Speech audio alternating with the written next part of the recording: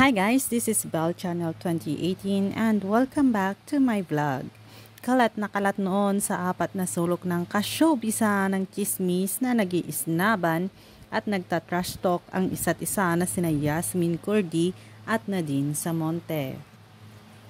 Nagsimula ito nang uminit ang labanan at paandaran sa kauna-unahang edisyon ng Kapuso Original Reality Talent Search na Starstruck, kung saan naging bahagi nga sina Nadine at Yasmin. Ang naging ultimate female survivor sa kanilang batch ay si Jeneline Mercado, habang si Mark Heras naman ang nagwaging ultimate male survivor.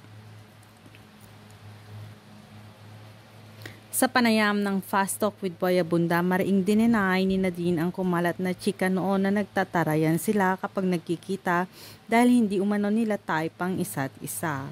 Ang say ni Nadine, "I'm so happy Tito Boy kasi bumabalik sa akin na nagkasama kami noong Starstruck days." Kasi hindi nagbago si Yasmin, ganun pa rin siya, kalog, makulit. And siya pa rin yung Yasmin na nakilala at nakasama ko noon. "I felt comfortable with her," pahayag ni Nadine. Fake news din daw ang chika na ayaw nila sa isa't isa. "No, that's not true," paliwanag pa ni Nadine.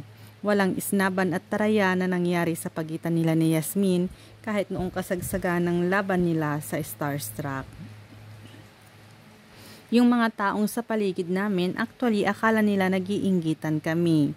Actually yung mga tao sa paligid namin, sila yung pilit na sinisiraan kami sa isa't isa.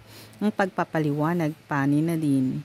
Natanong din ng Kapuso actress kung ano ang mga hindi niya malilimutang experience at memories noong mag-join siya sa Starstruck. "Hindi ko makakalimutan yung magkakasama kaming lahat sa Baguio. Ang daming test and ang dami naming kailangan gawin as a group. Tapos noong natalo kami lahat, kami tatalon sa swimming pool na sobrang lamig. Kasi after noon, nagpantal-pantal ako, natatawang pagbabalik tanaw ng actress." Samantala, makalipas ang 10 taong pamamahinga sa pag-arte, balik uli sa harap ng kamera si Nadine para sa upcoming Kapuso series na The Missing Husband, kung saan muli niyang makakasama si Yasmin. Bukod sa dalawang Kapuso star, ka-join din sa serye sina Rocco Nasino, Sophie Albert, Jack Roberto at Joros Gamboa at ang iba pa. Mula sa direksyon ito ni Mark Reyes na magsisimula sa August 28. Thanks guys for watching and God bless everyone.